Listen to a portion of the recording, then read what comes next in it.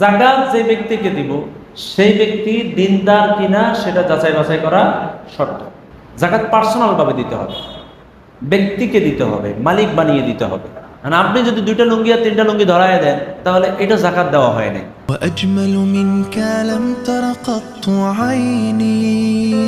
আমরা যাকাত কয় পার্সেন্ট দিব?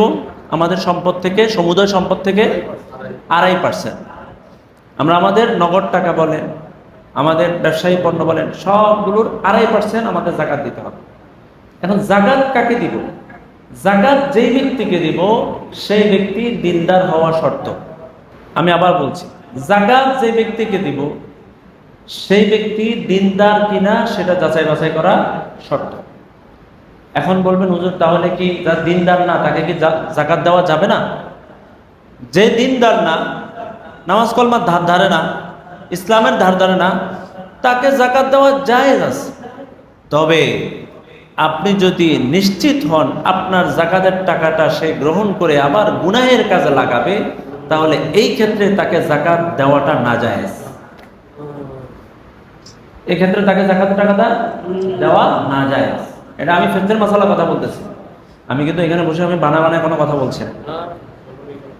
এমন ব্যক্তিকে যাকাত দেওয়া নাজায়েজ, কারণ আপনি যাকাত দিচ্ছেন তাকে সহযোগিতা করার জন্য। এখন এটা তো সহযোগিতা হচ্ছে না, এটা গুনাহের কাজে সাহায্য করা হচ্ছে। আপনার টাকাটা নিয়ে সে মদে আবার মদ, আবার নেশার মধ্যে সে সম্পৃক্ত হয়ে যাবে, আবার দিব্যি দামি দামি সিগারেট খাবে আপনার যাকাতের টাকা দিয়ে, তাহলে তো ঘুরিয়ে ফিরিয়ে সেই তাকে গুনাহের কাজে আবার উৎসাহিত করার কথা হলো, তাকে গুনাহের কাজে উদ্বুদ্ধ করা হলো। এই জন্য ফিকহের মাসালা হলো দিনদার না বদ্দিনকেও যাকাত দেওয়া জায়েজ আছে, তবে যদি নিশ্চিত হন সে আপনার টাকাটা নিয়ে গুনাহের কাজে ব্যয় করবে, তাহলে সেক্ষেত্রে তাকে যাকাতের টাকা দেওয়া নাজায়েজ। এরপরে আসেন যাকাত। আমরা যাকাতের টাকা দিয়ে যাকাত পার্সোনাল ভাবে দিতে হবে, ব্যক্তিকে দিতে হবে, মালিক বানিয়ে দিতে হবে। আপনার যাকাত, আপনার ধরেন আপনার 4 লাখ টাকার মালিক, তার 4 লাখের যাকাত কত আসবে? 2.5%, 10,000 টাকা। তাহলে 10,000 টাকা আপনি একটা লোককে কিংবা 2টা লোককে কিংবা 3টা লোককে, যেটাই বলেন সমস্যা নেই, 1টাকেও দিতে পারেন, 3টাকেও, কিন্তু তাকে আপনি হাতে হাতে দিয়ে দিতে হবে, মালিক বানাই দিতে হবে। ওই টাকা দিয়ে লুঙ্গি কিনে, ওই টাকা দিয়ে গেঞ্জি কিনা সিরিয়াল লাগায়া আপনি দিলে ওইটা যাকাত আদায় হবে না। কারণ যাকাতের অর্থ হলো দারিদ্র মোচন, যাকাতের অর্থ হলো সমাজ রক্ষা করা, সমাজের দারিদ্রতা দূর করা। সেটা তো তখনই হবে যদি আপনি গরিবকে তার স্বাধীনতা দেন। গরিবকে যদি আপনি যাকাতের ক্ষেত্রে কি দেন? স্বাধীনতা দেন। তার ঘরে এখন কি প্রয়োজন আপনি কি জানেন? সংসার তার প্রয়োজন তার। মানে আপনি যদি 2টা লুঙ্গি আর 3টা লুঙ্গি ধরায় দেন, 2টা গেঞ্জি আর 3টা গেঞ্জি ধরায় দেন, তাহলে এটা যাকাত দেওয়া হয় নাই। যাকাতের অর্থ এটার মধ্যে নাই। যাকাতের অর্থ দারিদ্র মোচন, দরিদ্রতা দূর করা, দারিদ্রতা দূর করা, অভাব দূর করা, সেটা তো হলো না। সেই লুঙ্গি নিয়ে আরেক দোকানে গিয়ে বিক্রি করবে, বুঝেন নাই কথাটা? সে এই লুঙ্গিগুলো নিয়ে আরেক দোকানে বিক্রি করবে, কারণ তার এই লুঙ্গির প্রয়োজন নেই। তো দেওয়াটাই গলত, এই জন্য যাকাতটা আদায় হবে। তো যাকাতের ক্ষেত্রে ব্যক্তিকে মালিক বানিয়ে দিতে হবে, ব্যক্তি স্বাধীনতা দিতে হবে টাকা দিয়ে। হ্যাঁ, একটা কাজ করা যায়, একটা সুরত করা যায়। সেটা কি? যে আমি বলেছিলাম যে আমরা একা একা যাকাত না দিয়ে আমরা যদি 10 জন 20 জন একসাথ হয়ে আমাদের যাকাতের যে অ্যামাউন্টটা আসে এটা একসাথ করে যদি আমরা উদ্যোগ নিয়ে, আমার এই মহল্লায় কয়জন ফকির আছে, আমরা তাদেরকে একটা জীবিকার জন্য একটা মাধ্যম ধরাইয়া দিই, তাকে একটা দোকান কিংবা তাকে একটা গাড়ি, তাকে কিংবা কিছু একটা করে দিই, যাতে করে সে সামনে বছর আরেকজনকে যাকাত দিতে পারে। বলেছিলাম, আমার মনে আছে কিনা জানেন। এই ক্ষেত্রে আপনারা কি করুন, 10 জন একসাথ হন। আমার কাছে 4 লাখ আছে, আপনার কাছে 4 লাখ, আপনার কাছে 4 লাখ, তাহলে আমার 10,000, আপনার 10,000, আপনার 10,000, 30,000 হয়ে গেল। 10 জন হলে কত হয়ে যাবে? 1 লক্ষ টাকা হয়ে যাবে। এখন এই 1 লক্ষ টাকা দিয়ে আমরা 10 জনে সমাজের একটা ফকিরকে টার্গেট করি। এক্ষেত্রে আমরা কি করবো? সুরতটা বুঝান, আমি সুরতের কথা বলছি। সুরত হলো গাড়ি কিনে তাকে দেওয়া না, সুরত হলো টাকাটা তার হাতে দিয়ে দেওয়া, দিয়ে তারপরে তাকে আপনি একটা পরামর্শ দিতে পারেন। এই টাকাটা হাতে দিয়ে কি করতে পারেন, আপনারা 10 জন মিলে তাকে একটা পরামর্শ দিতে পারেন যে ভাই আমরা আমাদের এই 10 জনের যাকাতের টাকা অ্যামাউন্ট একসাথে আপনাকে দিচ্ছি, আপনি নেন। এরপরে নেওয়ার পরে বলতে পারেন যেহেতু অনেকগুলো টাকা একসাথে যাকাতের আপনি হাতে পেয়েছেন, আপনি একটা কাজ করতে পারেন, এই টাকা দিয়ে আপনি একটা গাড়ি কিনতে পারেন। আপনি তাকে পরামর্শ দিবেন, বাধ্য না, আপনি এটা দিয়ে একটা গাড়ি কিনতে পারেন। এই গাড়ি দিয়ে দেখা যাচ্ছে আপনার ভালো সংসার চলবে। আপনি এটা দিয়ে একটা দোকান দিতে পারেন, এটা দিয়ে আপনার একটা ভালো সংসার চলতে পারে। এটা আমাদের পরামর্শ, এটা আপনার উপর চাপ না, এটা আমাদের পরামর্শ, ঠিক আছে? এই সুরতে যদি আমি মনে করি যে এইটা যদি এখতিয়ার করা হয়, গ্রহণ করা হয়, তাহলে অনেক ভালো হবে না ভাই?